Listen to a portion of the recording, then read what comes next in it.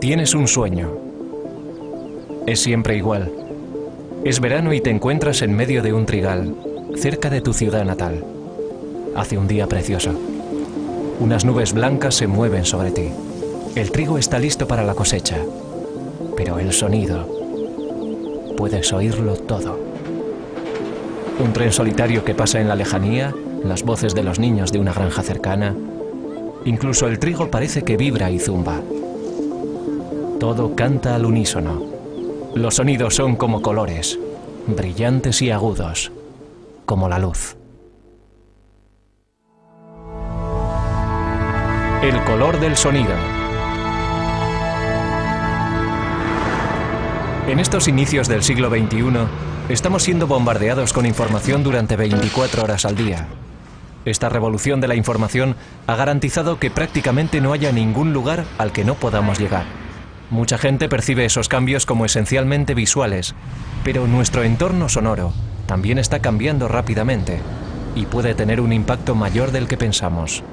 Del mundo natural al creado por el hombre, del mundo espiritual al cultural. El sonido nos rodea completamente y desempeña un papel crucial en nuestra comprensión de las cosas. Así que, para empezar, ¿qué es el sonido? El sonido es un fenómeno muy interesante porque, de algún modo, puede considerarse una reacción humana a la actividad física del aire. Nada es un sonido hasta que alguien no lo oye. Pero el movimiento en el aire es en forma de onda. Todo el mundo sabe que se puede meter la mano en un estanque, moverla adelante y atrás y las ondas se irán extendiendo sobre la superficie del agua. Si quiero hacer un sonido que todo el mundo pueda oír en una habitación, tengo que enviar ondas similares a través del aire, que es como un mar. Estamos en el fondo de la atmósfera y hacemos ondas en el aire que nos rodea. Y cuando lo hacemos, las ondas sonoras viajan, llegan al oído del oyente y el aumento y disminución de la presión hacen que el tímpano vibre y el oyente tenga esa reacción psicológica de «estoy oyendo un sonido». Debemos entender el sonido como algo que se mueve a través del aire, cuando las moléculas chocan en él y notamos esa presión. De modo que cuando hablamos o algo vibra, lo que hace en realidad es alterar la densidad del aire y cambiarla periódicamente. Hay una fluctuación periódica en la densidad de esas partículas del aire que se van moviendo. Así que el único lugar en que no podríamos tener ondas sonoras es en el auténtico vacío, donde no hay partícula alguna que pueda transportar esas ondas. Y el mayor vacío que podamos imaginar es el espacio. Y lo que vemos en las películas de naves espaciales, que pasan haciendo rugir sus motores, es muy poco probable que pudiéramos oír el sonido de esa nave hasta que no se alejara de nosotros y nos encontráramos directamente en la línea de escape de los motores.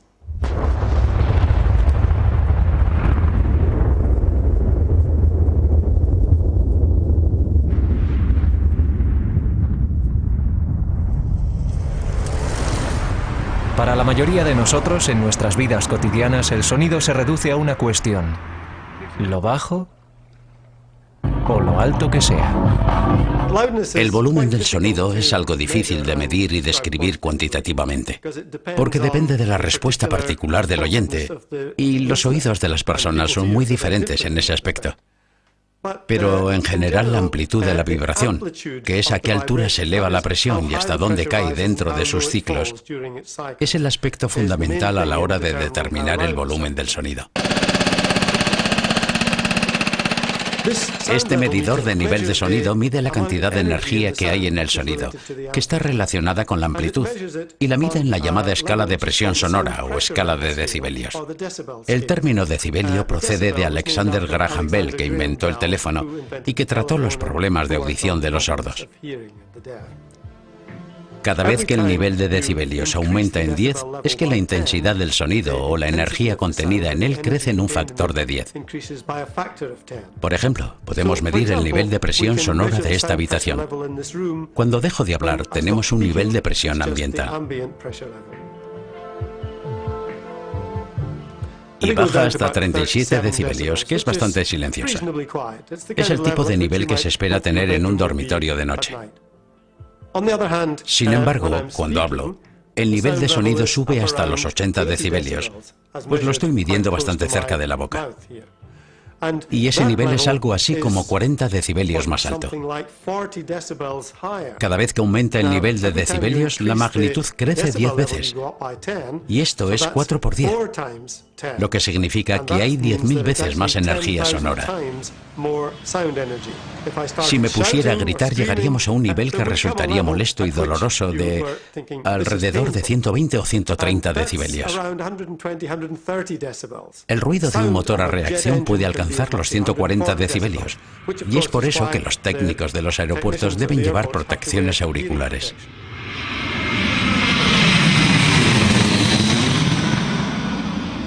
Pero aún más complejo que el sonido que oímos es la forma en que lo hacemos. El oído es uno de los órganos más intrincados y multifacéticos del cuerpo humano. Cuando las ondas sonoras viajan hacia nosotros, alcanzan el oído externo, la oreja o pabellón auricular en forma de copa, que recoge los sonidos y los lleva hacia el conducto auditivo hasta que llegan al tímpano y lo hacen vibrar. Esta capa de piel actúa como el diafragma de un hablante y concentra las ondas cuando pasan al oído interno. También sirve para proteger de los sonidos más agudos las delicadas membranas que se encuentran allí. Pero esa presión sola no es suficiente para obligar a avanzar a las ondas sonoras. Estas necesitan la ayuda de los llamados osteocillos óticos, diminutos huesecillos que reciben nombres de acuerdo a sus formas y son conocidos como martillo, yunque y estribo.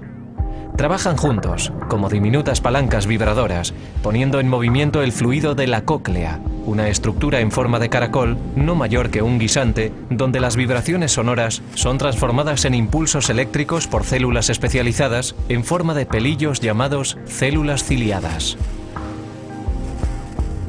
Los sucesivos cambios de presión hacen que estas células envíen impulsos a través del nervio auditivo hacia una zona de procesamiento de información del cerebro que recibe el nombre de córtex auditivo, donde se digieren los impulsos eléctricos y se les da sentido. El análisis comparativo de esas señales es lo que nos permite distinguir los sonidos, suprimir los ruidos de fondo y centrarnos en los sonidos que queremos oír. El hecho de que toda esta compleja y detallada actividad tenga lugar en un órgano tan diminuto es una verdadera maravilla de la evolución.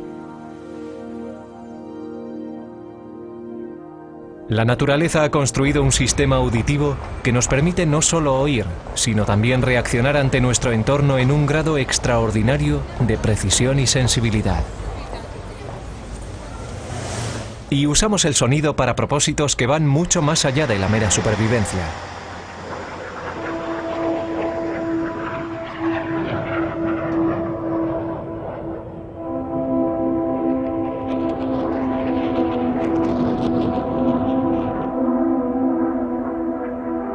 Nada Brahma, un término sánscrito que significa Dios, es sonido y creación, el cosmos. Los creyentes de las religiones del mundo comparten un objetivo final, el de unirse a un poder superior que está más allá de ellos mismos. El camino de esta transformación es la devoción. En las religiones occidentales toma la forma de oraciones, himnos y de las diferentes liturgias cristianas. Las orientales son mucho más antiguas. La religión hinduista, con sus diferentes creencias, no tiene fundador conocido, y los orígenes de su tradición más antigua se remontan al menos a hace 5000 años. Está considerada la religión viva más antigua del mundo. Su gran cantidad de obras literarias, teológicas y filosóficas tiene una conexión particularmente profunda con el sonido, en forma de mantras. Pero, ¿qué son los mantras? Es muy difícil definir qué es un mantra. pero puede decirse que es un verso o secuencias de versos de las antiguas escrituras hindúes, destinado al uso ritual y como medio de potenciar la concentración y la relajación de la mente. Un mantra es una forma sonora de la divinidad, equivalente a su forma icónica, y a veces es verdaderamente más importante que aquella. Lo curioso es que, por medio de la repetición del mantra, el yogi que practica la meditación se pone en consonancia con Dios. La frecuencia vibratoria de su propia conciencia se pone en consonancia con la frecuencia vibratoria de las conciencias de las divinidades, y esa es la idea fundamental que está detrás de los mantras. El propio término mantra es una palabra sánscrita compuesta de man, que significa pensar, y trach, que es instrumento, de modo que puede definirse el mantra literalmente como instrumento para pensar. El mantra más familiar en los últimos años para los occidentales es el Maha, o Gran Mantra, popularizado a partir de la década de 1960 por la Sociedad Internacional para la Conciencia de Krishna, también conocida como el movimiento Hare Krishna. El mantra Maha es conocido como la gran salmodia de liberación en esta era concreta llamada Kali-yuga, según las literaturas de la India, y significa la era de las disputas y las peleas. El proceso religioso que se recomienda para esta era es repetir el mantra Hare Krishna. Hare Krishna, Hare Krishna, Krishna Krishna, Hare Hare, Hare Rama, Rama Rama, Hare Hare. Son 16 nombres que pueden reducirse a 3, Hare, Krishna y Rama. Son 3 nombres sánscritos que expresan diferentes aspectos de Dios. Hare se refiere a la energía de Dios, mientras que Krishna y Rama aluden al propio Dios y significan Él, que es completamente atractivo, y Él, que es la fuente del placer. Así que cuando cantamos estos nombres, lo que estamos diciendo en resumen es: mi amado Dios, el ser más atractivo y reserva de placer, te ruego me pongas devotamente a tu servicio.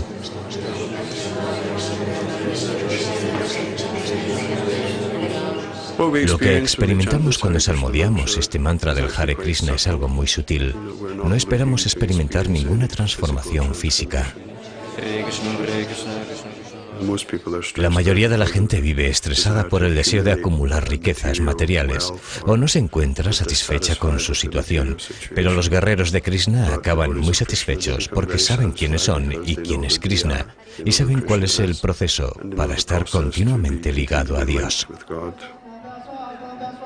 El festival dedicado al dios Shiva, conocido como el Shivaratri, lo celebran anualmente en febrero la mayoría de los hindúes. Los devotos rezan y recitan cantos y mantras de las escrituras, especialmente el Nama Shivaya, que va precedido del más antiguo de los mantras, Om.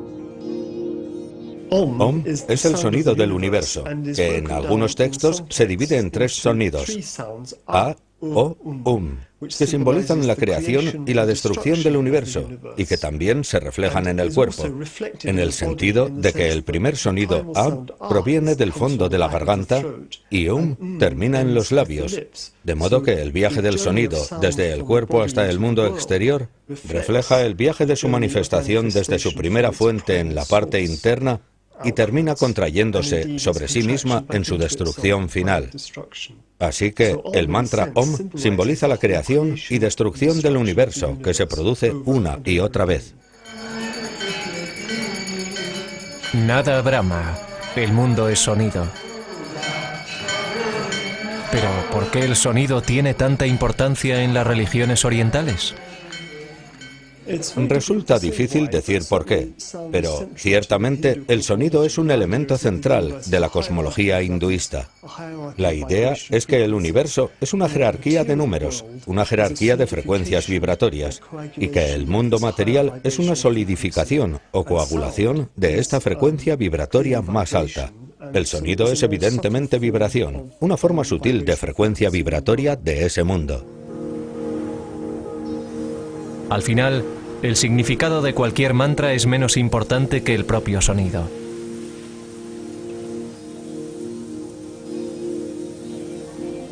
Las vibraciones trabajan más allá del intelecto consciente para acompasarnos a una armonía más importante.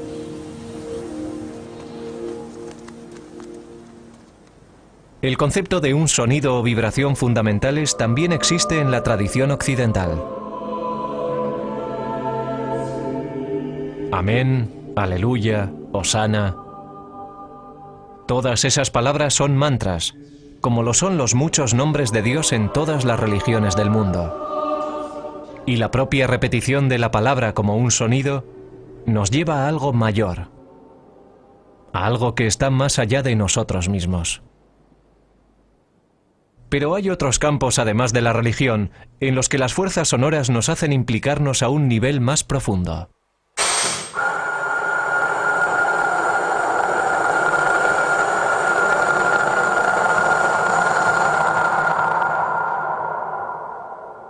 Y nuestra habilidad para manipular el sonido ha dado a luz una nueva forma de arte sónico, llamado paisaje sonoro.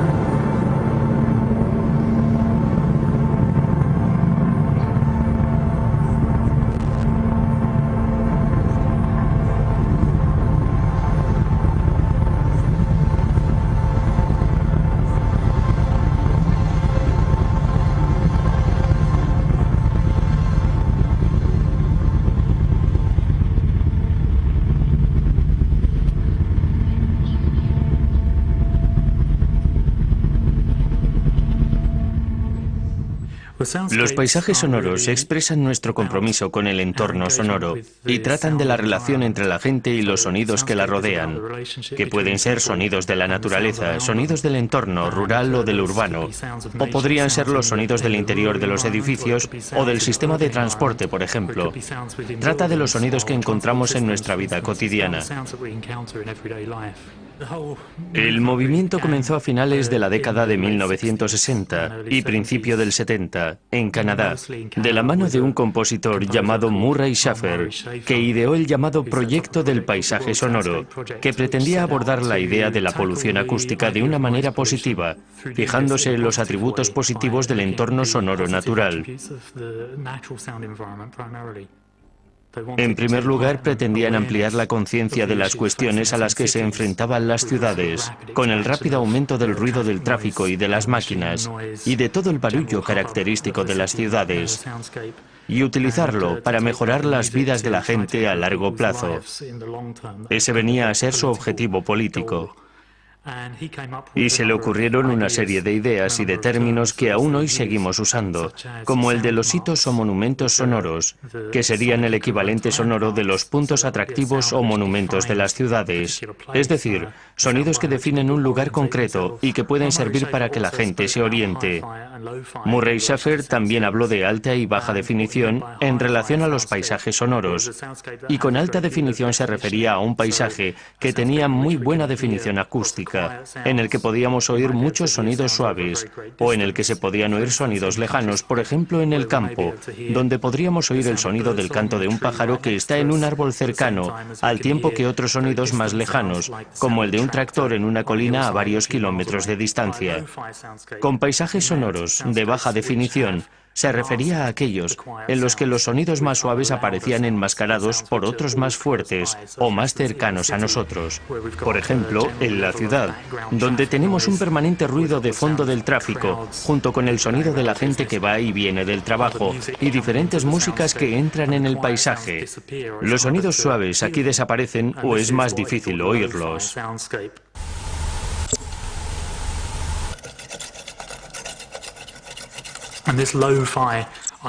Y esta idea de la baja definición es muy importante, pues ha influido mucho en cierta estética urbana del arte sonoro. Y así, en el arte sonoro contemporáneo, nos encontramos con algo así como sonidos fallidos, sonidos electrónicos, que podrían describirse como mal grabados, sonidos distorsionados que interfieren y que pueden oírse en todo tipo de arte sonoro de los últimos años, e incluso en el mundo de la música pop. De modo que es un aspecto que ha tenido mucha influencia.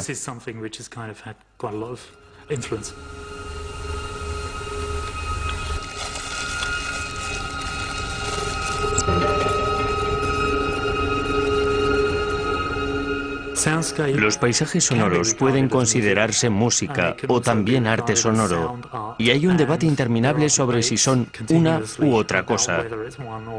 Pero, en última instancia, consiste en la práctica de la escucha y en el modo en que escuchamos a nuestro entorno, y eso es lo que debe ser.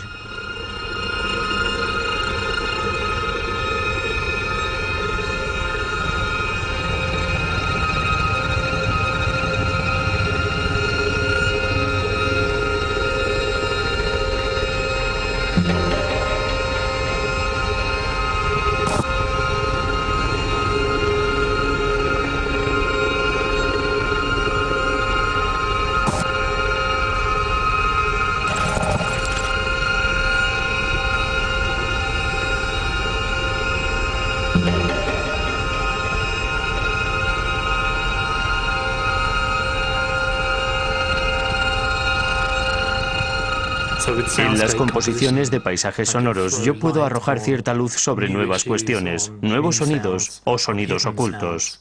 La compositora de paisajes sonoros, Hildegard Westerkamp, ha hablado de proteger los sonidos diminutos, y creo que eso es algo que también me interesa a mí.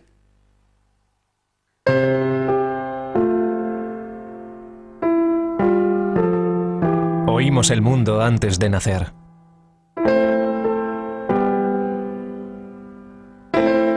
Y nuestra reacción ante el sonido puede ser más intensa precisamente por eso. La mayoría consideramos a la música un fenómeno principalmente auditivo. Tonos de sonido ordenados en el tiempo que afectan a nuestro estado emocional en diferentes grados.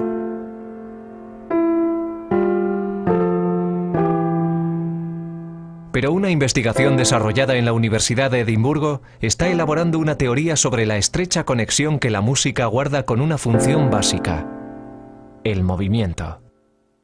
Todos los movimientos intencionados que requieren cierta habilidad consisten de un modo u otro en superar obstáculos, en pasar de un estado a otro, y lo importante es cómo se hace ese paso entre uno y otro.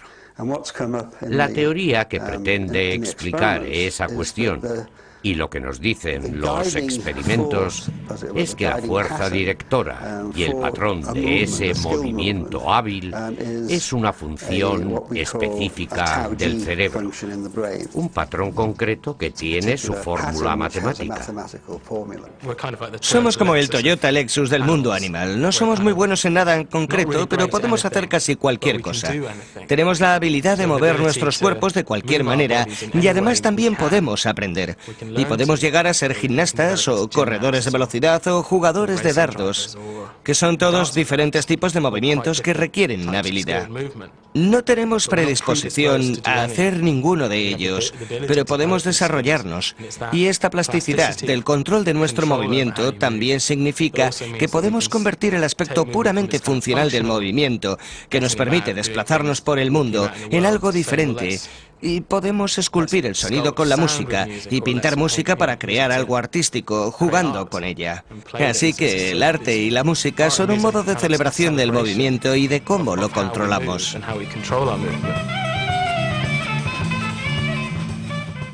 La razón por la que respondemos de esa manera es que en la raíz de la música está el movimiento. Y el cerebro está básicamente construido para controlar el movimiento. El recorrido de la vida es de hecho movimiento. Y lo que hacemos funcionar con la música es el sistema de movimiento del cerebro que se usa para todo tipo de cosas. En este caso concreto, para expresar sentimientos a través de la danza o del gesto o de lo que sea. Tenemos un músico que quiere interpretar algo, expresar algo, para lo que tendrá que moverse de una determinada manera y producir un sonido que un bailarín debe escuchar para moverse de un modo en concreto.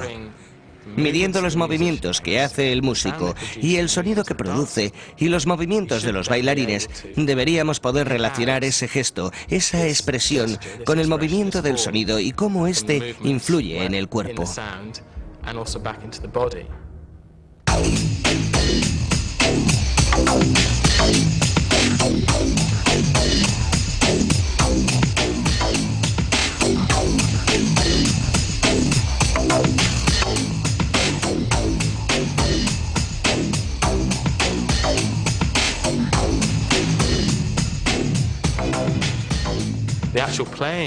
La ejecución de un instrumento musical se basa también en la capacidad de comprensión de esas cosas, la forma en que se controlan los movimientos y en que la persona se mueve para crear el sonido.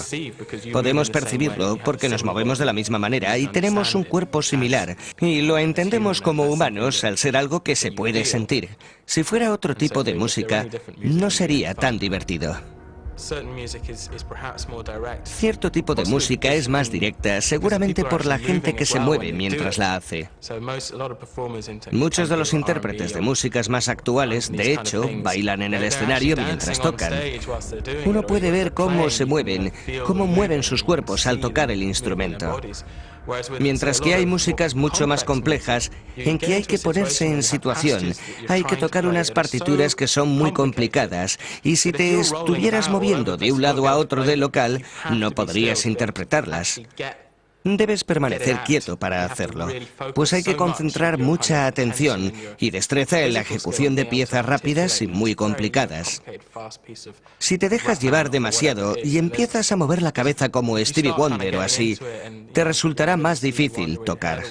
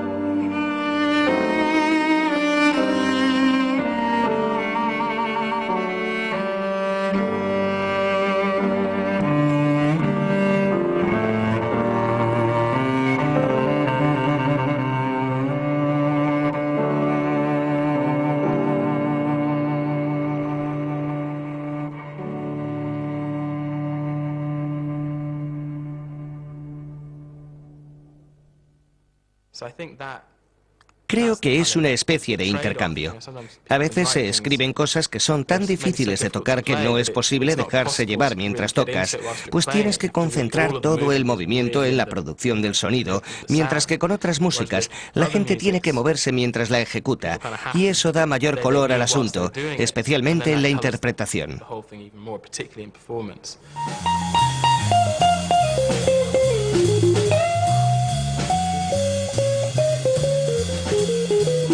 ¿Y cómo analizan los científicos una actividad como la interpretación de la música?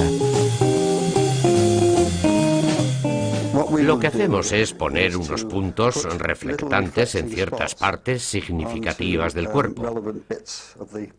Y también grabamos el sonido de manera normal.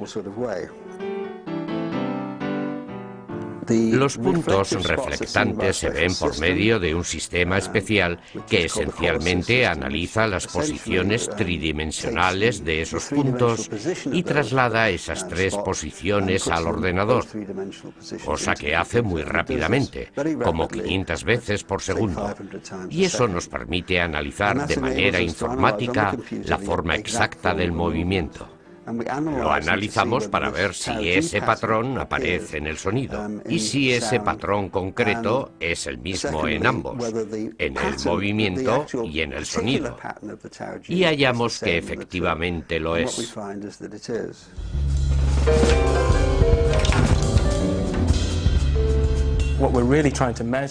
Lo que estamos tratando de medir cuantitativamente es cómo una idea pasa de la mente de un músico, por ejemplo, un pianista, y llega hasta sus dedos y al sonido, para ir a la mente de otros músicos a través de sus oídos y de vuelta a través de sus dedos hasta los palillos y hasta el sonido de un símbolo.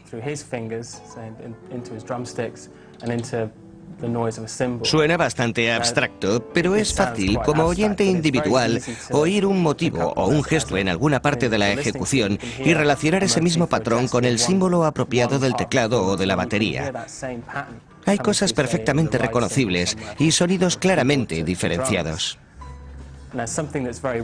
Una cosa está clara, la diferencia del sonido del teclado y el símbolo, pero lo importante es la forma y que el patrón sea el mismo. El patrón del movimiento en la forma de producir el sonido y el modo en que se controla es el mismo.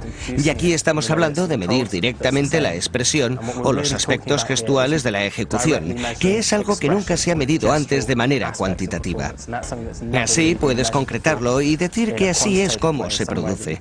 Aquí es donde empieza y aquí es donde termina, y estamos entusiasmados con esto.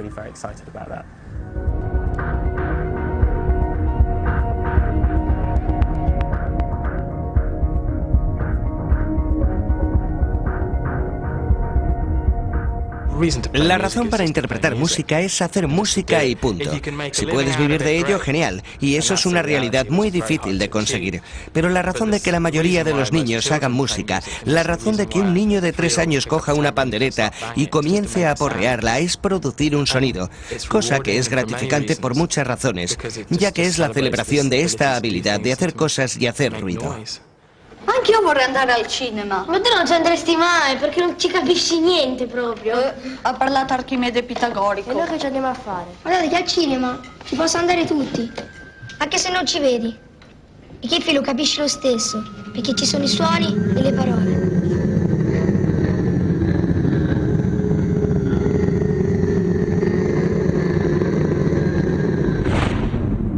Se dice que el cine no es más que un niño con perspectiva renacentista, lo que puede explicar nuestra preferencia por las imágenes sobre el sonido, la idea de que ver es creer.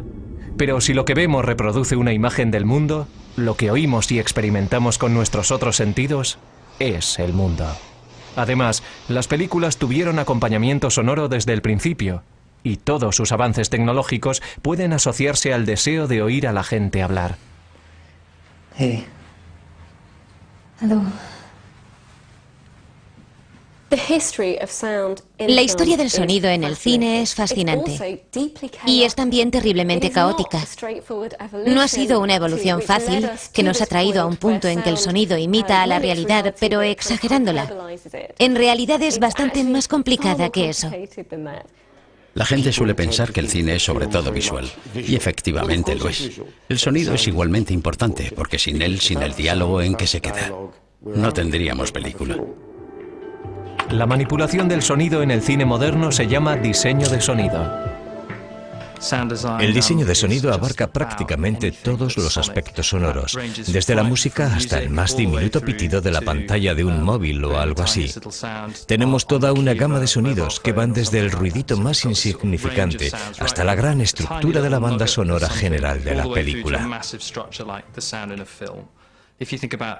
Los dibujos animados, por ejemplo, se crean pintando sobre un trozo de papel y es un mundo plano.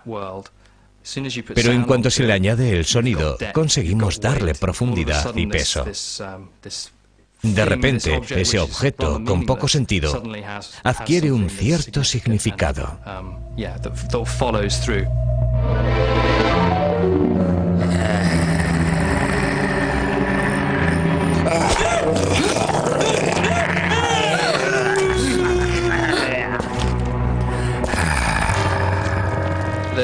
Hubo una época muy al principio del cine sonoro en que el encargado de sonido era la persona más importante del plató.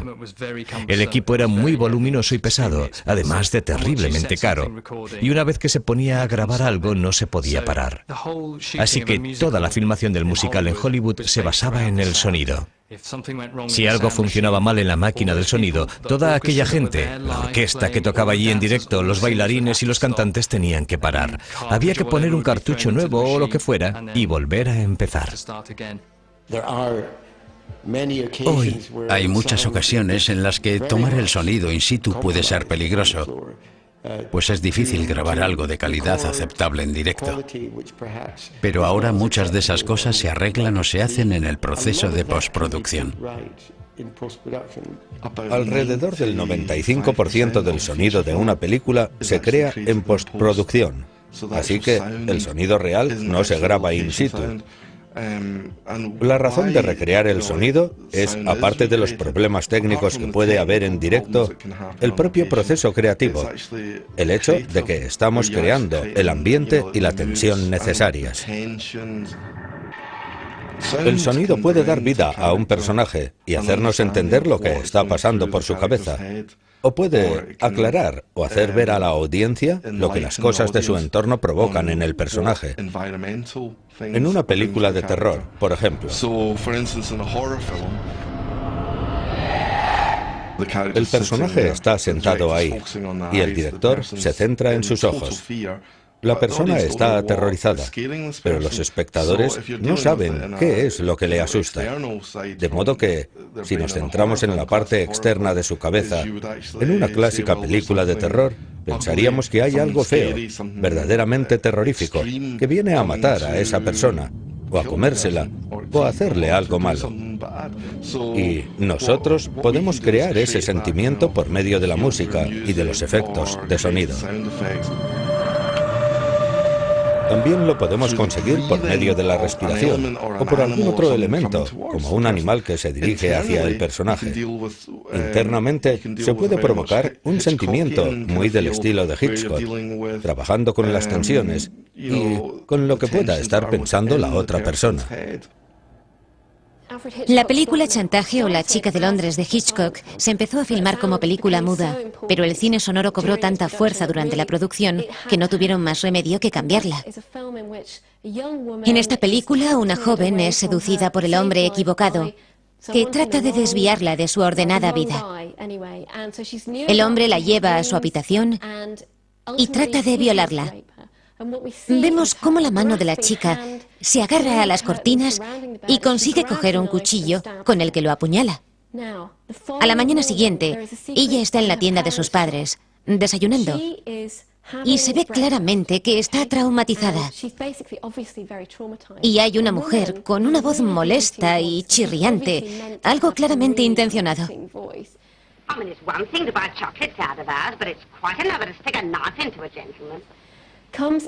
La mujer entra en la tienda y empieza a contarles a los padres de la chica lo del asesinato que se ha producido y que se ha llevado a cabo con un cuchillo. Y lo dice así, con su voz estridente. No suena así solo por la voz de la actriz, sino también porque en aquella época, en 1929, Solo se recogían unas pocas frecuencias. Pero Hitchcock lo subraya aún más, haciendo que la mujer cuente una y otra vez lo terrible que ha sido que hayan asesinado a este hombre con un cuchillo. Y baja el volumen del resto del diálogo al tiempo que eleva el de la palabra cuchillo.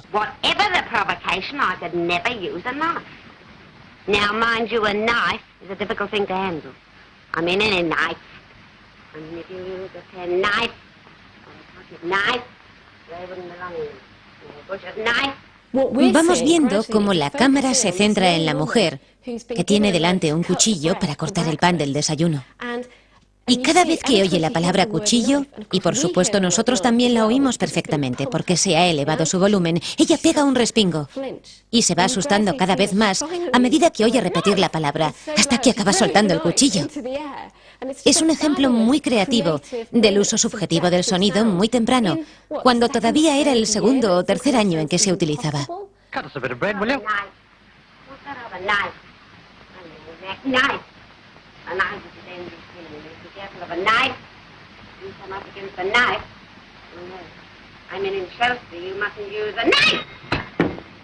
Lo importante que hay que recordar aquí no es lo que es posible, sino enfrentarte a tus propias limitaciones y valerte de lo que tienes a mano.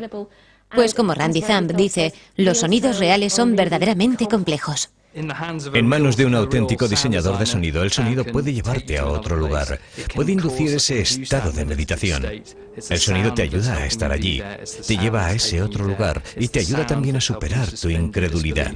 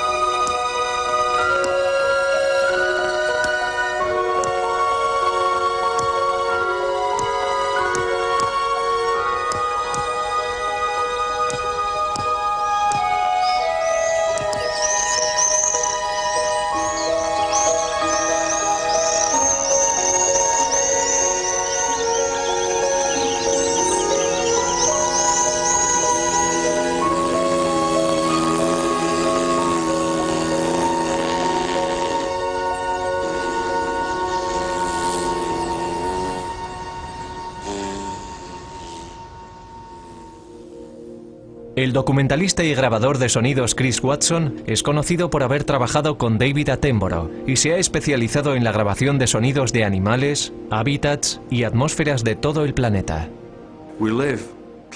En la época actual está claro que estamos siendo bombardeados día y noche por todo tipo de sonidos y ruidos. Y nuestros sentidos están desafinados por el hecho de que filtramos mucha información.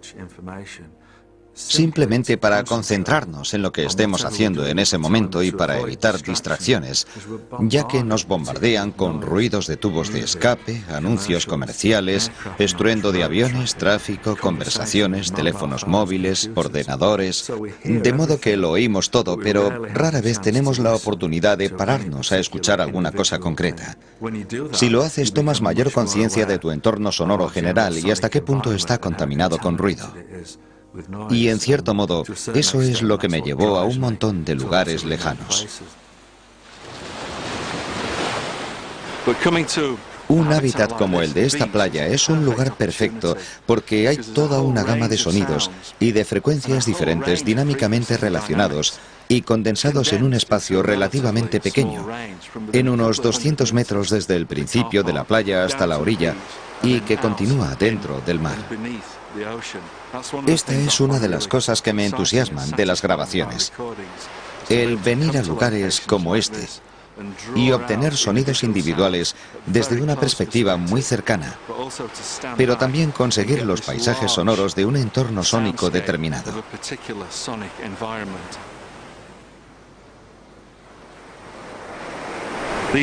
Estos son dos de mis instrumentos favoritos en este momento.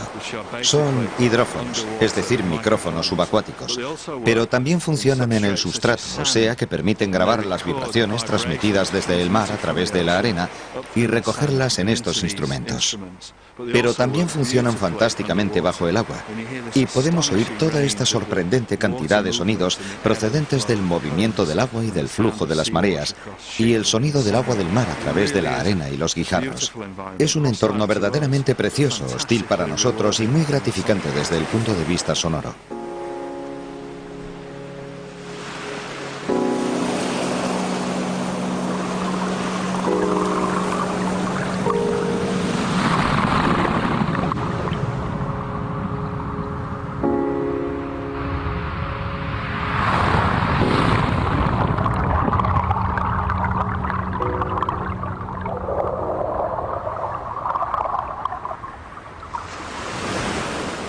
No nos podemos imaginar cómo sería un lugar en el que nunca podremos estar, en el que no podemos oír en condiciones normales, bajo la arena o bajo el agua, porque es un lugar terriblemente hostil, donde no sobreviviríamos mucho tiempo, pero es también un lugar asombroso para el sonido.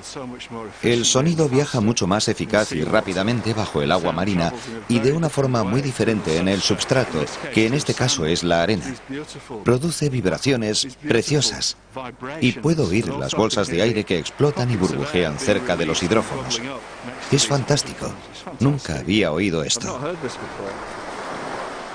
Esto nos recuerda algo con lo que tal vez ya estuviéramos familiarizados en la época prenatal, porque los humanos empezamos a oír a las 24 semanas cuando todavía estamos en el vientre materno. Para mí esto evoca de algún modo aquellos sonidos que nos rodeaban antes de nacer, cuando apenas éramos embriones. Y creo que esa puede ser la razón por la que encontramos tan satisfactorios y tranquilizadores los sonidos del mar y los ritmos de la brisa y de todas esas riquísimas armonías contenidas en el mar y en las olas. Se oye continuamente esa nota grave y profunda de este mar, el sonido básico del Mar del Norte, que es muy característico.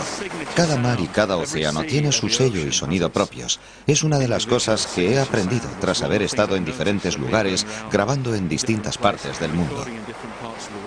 No hay dos mares que suenen igual. Cada uno tiene su sonido característico, compuesto por distintos elementos que le dan su marca especial.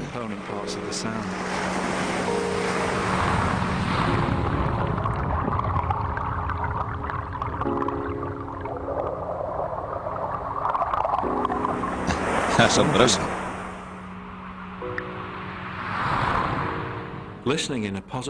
Escuchar de un modo positivo, es decir, tomar la decisión activa de centrarse en ciertos sonidos y rechazar otros, es algo muy positivo y creativo, en el sentido de que a mí me parece que estimula mi proceso de pensamiento.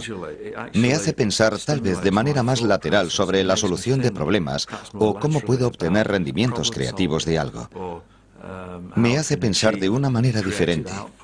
Y por eso lo encuentro muy satisfactorio. Una cosa que me encanta es hacer grabaciones de sonidos en lugares de transición, como este sitio en que la tierra y la playa se mezclan y se forma esta especie de formidable matorral, bajo y muy resistente. Pero es un lugar por el que podríamos pasear todos los días sin oír demasiado, a no ser que nos agachemos en esta mini jungla y nos metamos en este micromundo. Es fantástico poder tirar los micrófonos y tratar de escuchar los sonidos cotidianos que hay a nuestros pies y que normalmente no advertimos, porque pasamos sobre ellos sin escucharlos de manera adecuada. Y también es una técnica muy buena usar los micrófonos desde una perspectiva muy cercana, integrándolos en este entorno.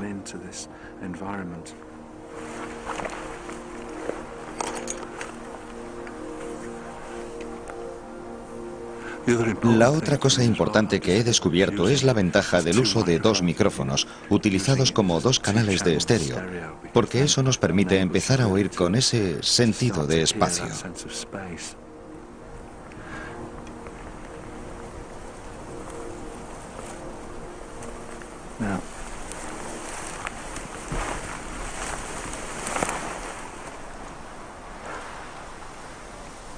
Todo el mundo cambia cuando bajas aquí.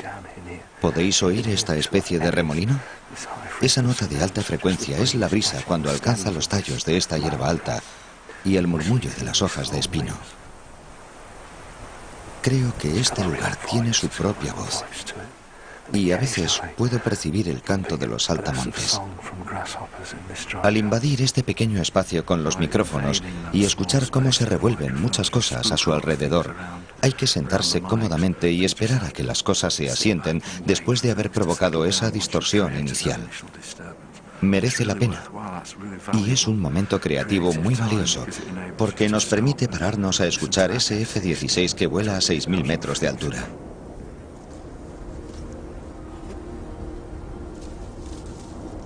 Ahí abajo hay todo un mundo que normalmente no tenemos muchas ocasiones de escuchar.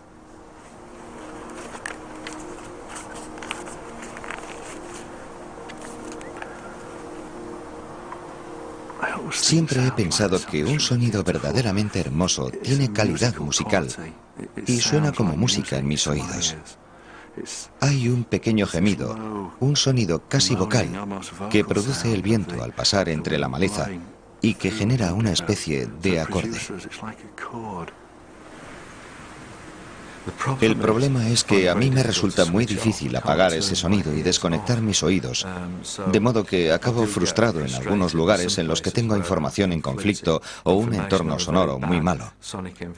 Cuando oigo una película con una mala banda sonora, me parece algo imperdonable y suele ser duro tener que desconectar. Me dedico a esto porque me encanta, aunque a veces resulte difícil, pero para mí es algo muy importante. Y ocupa una gran parte de mi vida, porque me encanta implicarme a fondo en este mundo sonoro. Escuchar a alguien cuando habla, o la risa de mis hijos, o el sonido de la lluvia sobre un tejado de hojalata, o el de una hiena cuando muerde la pata de una cebra. No puedo evitar sentirme absorbido por todos estos sonidos. Lo que me gusta hacer, incluso aunque no tenga ningún equipo de grabación, es salir ahí fuera y detenerme a escuchar. Porque nuestro mundo es mucho más interesante, enigmático y fascinante desde el punto de vista sonoro, como para pararnos solo a escuchar música. Y yo no discrimino entre ambas porque el mundo es un lugar mucho más interesante cuando se puede sintonizar con todo eso.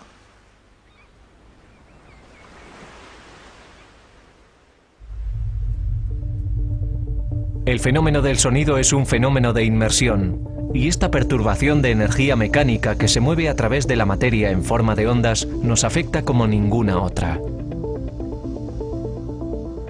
Desde el micronivel de los átomos, las moléculas y las células, hasta el macronivel de los objetos, todas las cosas vibran y cantan.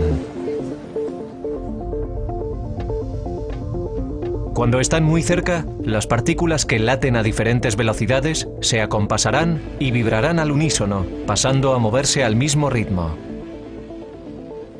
Nuestras ondas cerebrales hacen lo mismo en momentos de empatía.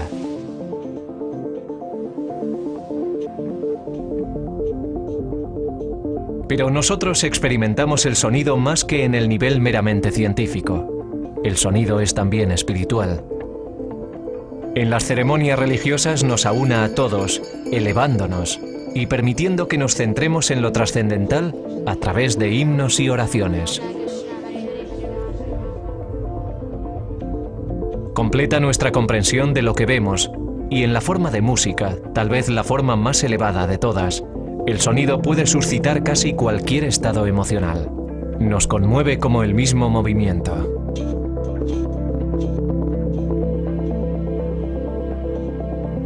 La tecnología ha permitido que este mundo de sonido se haya personalizado más Nos movemos en el entorno urbano como actores de nuestra propia película, con iPods y reproductores de MP3 que alteran nuestro sentido del tiempo y el espacio. ¿Pero tiene este aislamiento una parte negativa? Escuchar con más atención los sonidos que nos rodean completa y enriquece nuestra comprensión. Es lo contrario del lento descenso al mundo de la distracción constante que cada vez más define nuestra cultura consumista. Y deberíamos recordar que es bueno tener un oído siempre abierto y escuchar.